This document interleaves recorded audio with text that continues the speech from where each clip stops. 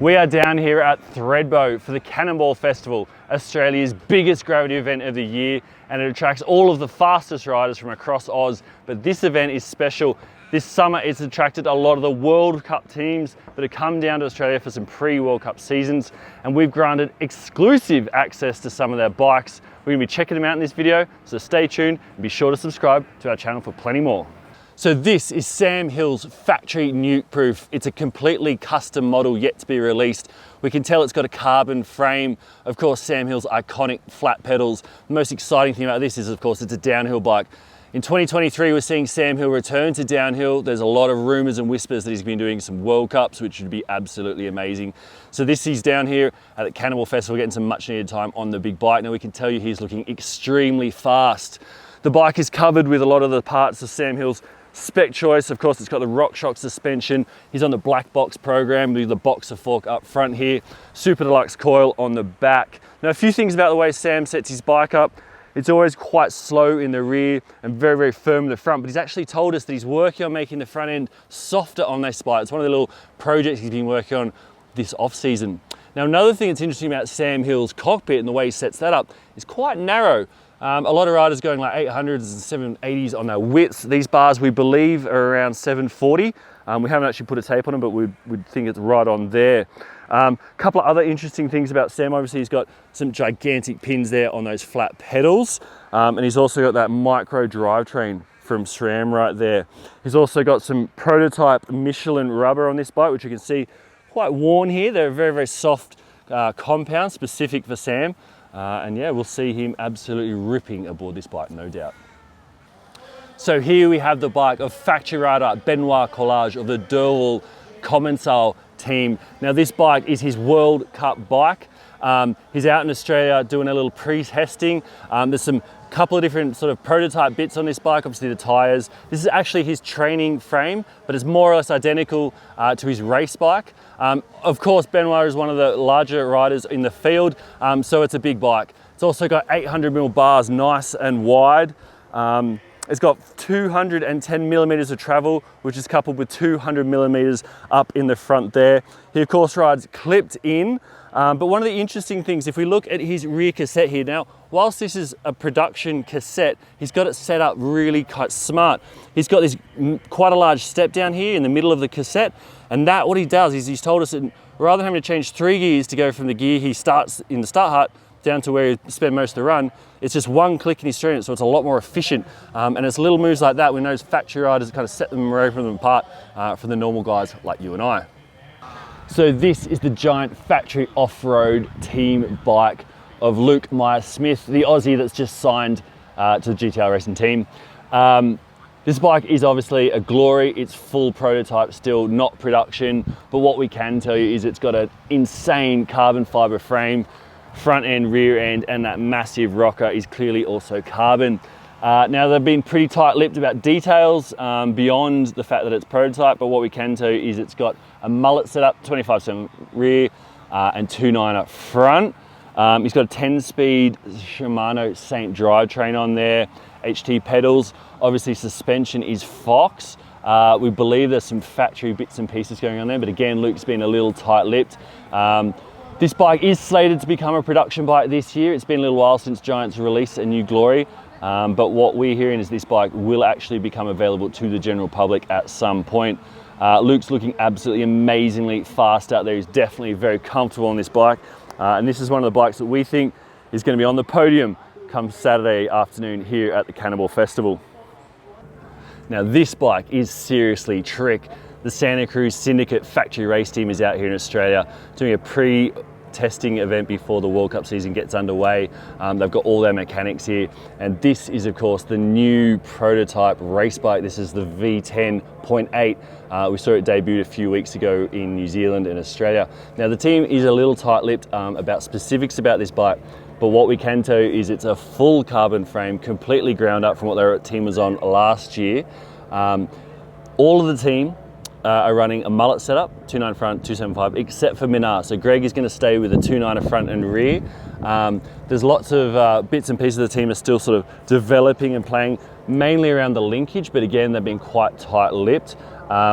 In terms of spec, the bike is running Fox suspension, of course, front and rear. Nina is quite particular about how she sets a fork up. Being one of the fastest female racers on the planet, it's extremely important to have those things dialed. So there's a lot going on inside the fork we can't tell you about. One thing I really like, the custom details on the outside is these decals, obviously paying homage to Nina's German roots. Very cool indeed. And then, yeah, a couple other things about the bike. The team wouldn't tell us how much it weighed, but when we brought it out here, we actually picked it up and it is extremely light. And interesting, a lot of the parts on this bike are aluminium, so there's a lot of weight that could be saved here. Kind of interesting, maybe they're going for more of a durable setup over ultimate lightweight.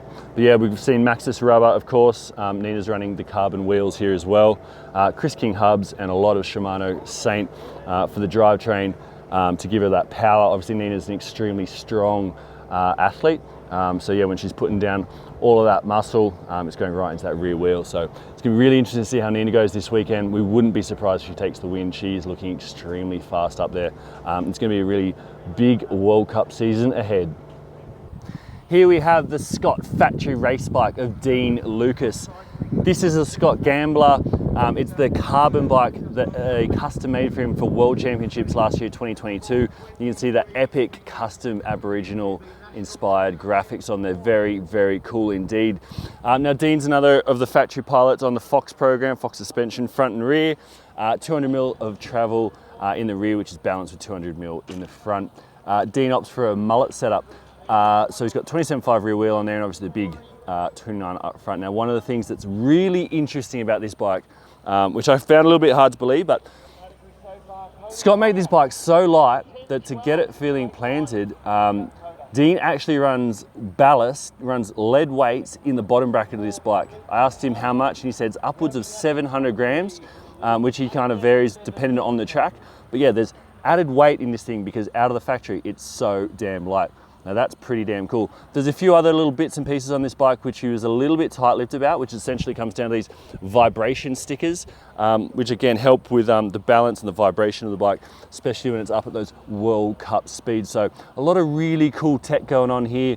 This is another one of the very, very custom and very, very cool bikes at Cannonball Festival. Now feast your eyes on the factory canyon of Troy Brosnan, a man that's won on this mountain countless times, and one of the absolute world's fastest riders without a doubt. Now this is his sender. It's actually a production frame, size medium. It's set up in a mullet system or a hybrid, as Troy says, so 29 front, 27.5. Interestingly, in his tyres for Thredbo, there's no inserts or anything like that. Obviously RockShox suspension. Troy's obviously a member of the Black Box program, so he's got some very trick stuff going on there. Now there's some bits on this bike that we're absolutely not allowed to talk about. The mechanics are very clear on that, so we're not even going to show you. But yeah, what we can tell you is that full carbon frame. Troy's running suspension a little bit differently for Thredbo. He's got his fork a little softer. Normally it's very, very firm, but he's got more progression, so it ramps up. Basically it's such a long track, 60 minutes. That way it's going to give his arms and wrists a little of sort of fatigue issue. But yeah, there you have it. This is the bike that Troy's racing this weekend.